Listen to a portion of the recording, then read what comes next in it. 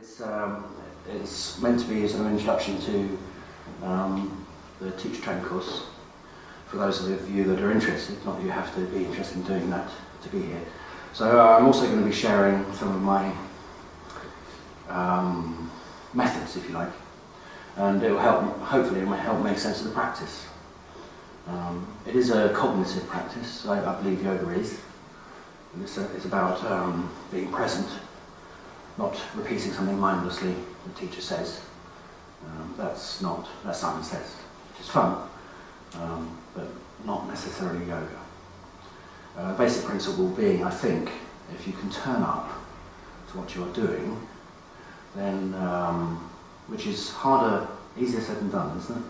For those of you, everyone on my course is going, yeah. It's easier said than done, because basically we are habitual creatures. Function of the brain, anyway, is to become habitual, because otherwise you have to go around being conscious all the time, which is exhausting. So, in order to practice your yoga, my basic idea is you turn up, become present to what you're doing, and then in the process you'll witness and you'll see that there's stuff that's not necessarily working as it could. And in principle, you don't need to work it out. You just turn up. According to Mr. Patanjali and other sources of yoga, it's just about being present. And in the presence, obvious solutions arise. Sounds unlikely, doesn't it? But I think it's a pretty obvious principle when you apply it to someone else. You know? If you're working with someone else, or if someone comes to you, a friend in need, in difficulty, they are in the mire of their confusion and pain and difficulty. From the outside, the solution's obvious. Leave the bastard.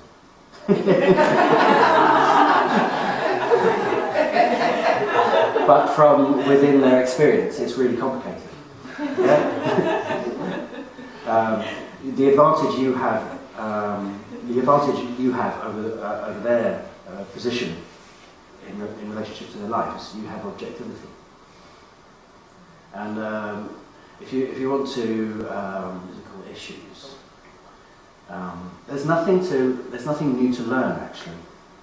This is the big mistake. This is the big arrogance that we have as human beings. Is we think we can impose and learn new things that are better than nature. We've already done that. That's what's causing the problems. The job is to become present.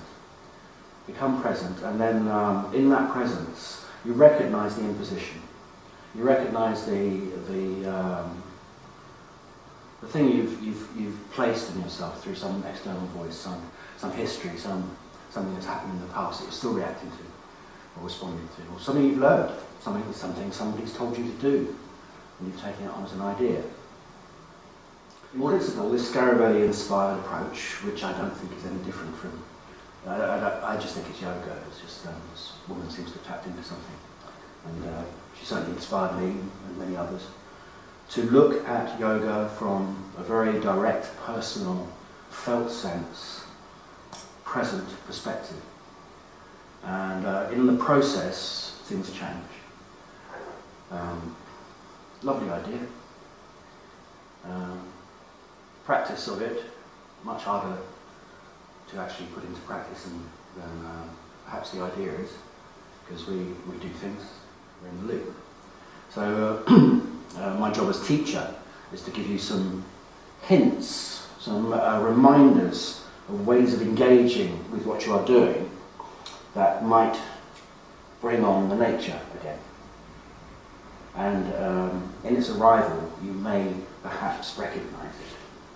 And in the recognition, you can go for it. Does that make any sense to anyone? Yeah. It's a totally different approach to yoga practice. Yes, there's you put your big toe there and your right nostril here. There's all that. Because you need a framework to work with it. The point is to find simplicity, wholeness, integration, absence of conflict. That is a big one. We all know it in principle. I see people beating themselves up when they're trying to do postures, in order to do the posture. That's not yoga. The yoga is the integration, the simplicity, the wholeness, the absence of conflict. The postures are there to challenge you, I guess, to find it, not to achieve a posture. Pointless thing to do. You can do that. You do that all day, every day. You achieve being upright. You achieve carrying a shopping bag. You find a way. Is it the most ergonomic, the most satisfactory, the most light way you can do it? Because you've got 10 minutes before the kids come home or whatever. Yeah? But yoga practice is an opportunity to explore how you do things with a sense of undoing all the habits, so you have to become present, you have to turn up, with a few basic, you need some sort of framework apart from the postures. Postures themselves don't do it. And I think the basic framework has got to be principle-based. And this is the bottom line principle I'm concerned. Number one, if you want to be as relaxed as possible, you need to be supported by your structure.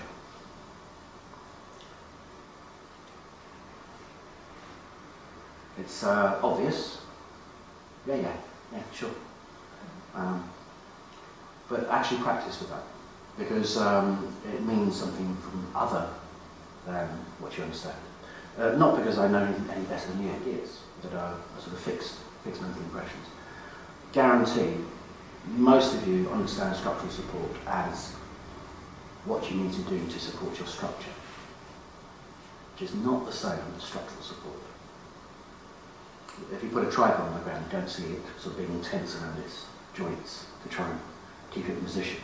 It has structural support. It's not alive, so it doesn't appreciate the fact. But you are. If you, and obviously it's more complicated than the tripod. Quite a bit more complicated. 360 bones, work it out. If you're listening to the noise and the muscles and the tension, and should I be feeling it here? Should this muscle be tense there? Is this right? You're in the complication of a dog chasing its own tail. What you need to tune into is, am I supported by my structure? As in, can I let go? And in that release, do I stay supported in what I'm doing? The answer is no. So you change something. That's your adjustment. Okay? Structural support.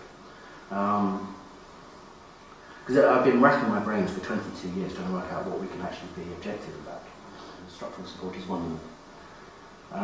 And then the how do we feel this stuff? How do we feel, well, am I supposed to feel it here? That's going to confuse the hell out of you. But the thing that is useful is to also understand that on top of structural support, the other thing that this means is that when you receive the breath, when the breath comes in, there's nothing that you are doing to interfere with that from your structural support. So structural support doesn't mean you can't breathe in, nor does it mean you can't. So I need to be able to breathe what I am doing. Now that doesn't mean I want to breathe in, so I inhale, and I want to breathe out, so I exhale. You haven't got a posture. What you've got is an oscillation between two states. Inhale, exhale. And actually most yoga is taught in this way. You haven't got a state where the body is supported, so you have to move between postures in order to breathe.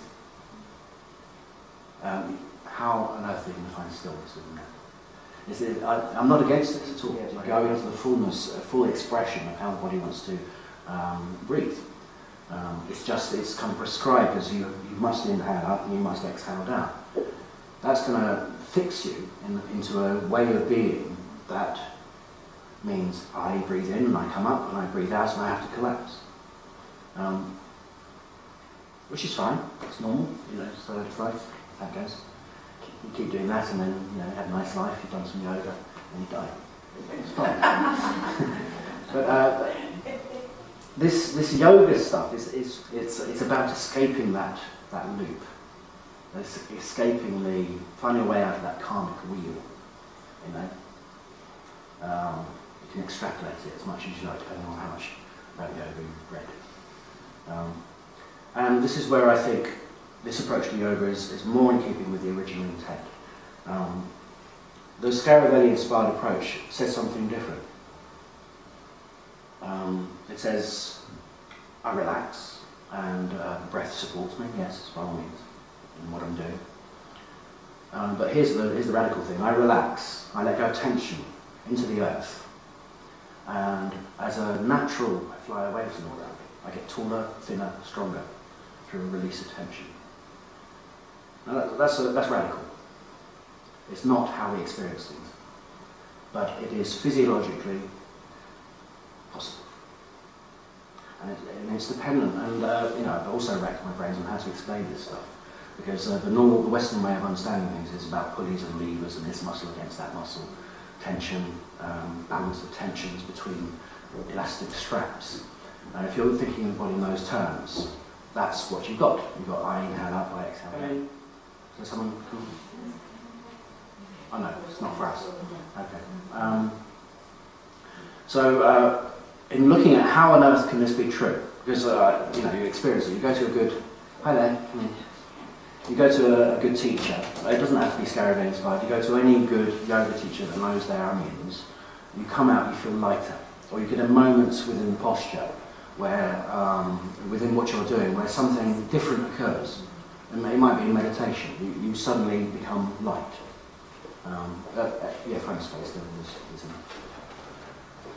And this is this phenomenon of becoming lighter as you release tension, becoming taller. And the answer is, how does this work? It's the fluid body. We are working with fluid mechanics, not with pulleys and levers. If you think of a human-shaped balloon full of fluid with some bones floating around, if you take hold of it in the middle and squeeze it, what's it going to do? It's going to expand. Yeah? That action is what happens when air leaves the body.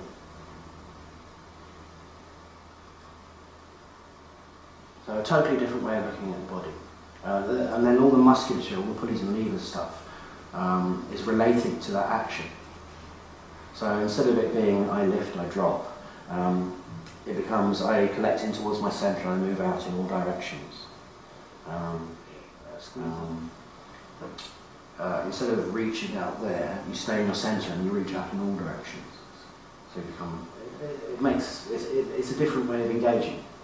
But it's not about you using one set of muscles to stretch another. And because you're working with a different physical model, if you like, your body responds differently.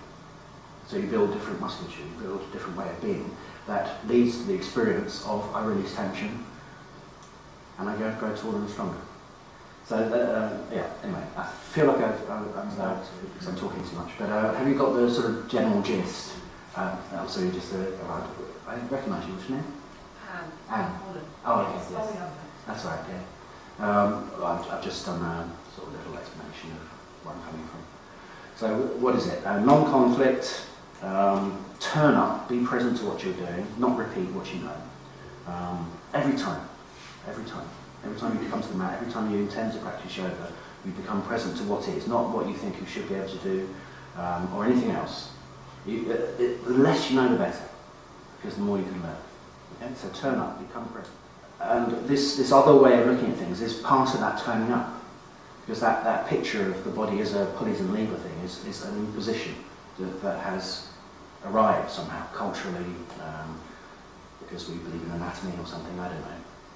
Yeah, so this idea of working with a fluid body is just an alternative way of looking at things that will perhaps redress that misunderstanding. I have to lift and I have to drop. I have to stretch this and I have to pull that. So if you're suitably confused, we can start doing some yoga. Yeah? Good. Okay, so we'll start with something very simple, I think lying down is about as complicated as we can get to start with. But I'd like you to lie down with your feet on the floor and your hands up in the air, like this.